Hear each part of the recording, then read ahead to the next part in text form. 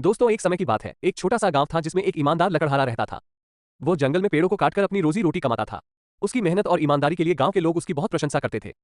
एक दिन वो लकड़हारा जंगल में एक बड़े पेड़ को काट रहा था। पेड़ नदी के किनारे था और जैसे ही उसने पेड़ काटना शुरू किया, उसकी कुल्हाड़ी हाथ से छूटकर नदी में गिर गई। लकड़हारा बहुत दुखी हो गया क्योंकि कुल्हाड़ी ही उसका जीवन यापन का साधन थी। वो नदी के किनारे बैठकर भगवान से प्रार्थना करने लगा। अचानक नदी से जल देवी प्रकट हुई। उन्होंने लकड़हारे से पूछा, तुम क्यों दुखी हो? लकड़हारे ने अपनी पूरी कहानी सुनाई। जल देवी ने नदी में गोता लगाया और सोने की कुल्हाड़ी लेकर आए। उन्होंने लकड़हारे से पूछा, क्या ये तुम्हारी कुल्हाड़ी है? लकड़हारे ने कहा, नहीं, यह मेरी कुल्हाड़ी नहीं है। जल देवी ने फिर से नदी में गोता लगाया और इस बार चांदी की कुल्हाड़ी लेकर आए।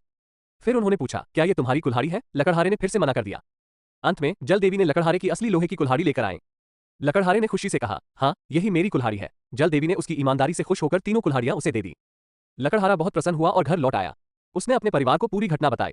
ईमानदारी का पुरस्कार पाकर वो बहुत खुश था और गांव के लोग भी उसकी प्रशंसा करने लगे।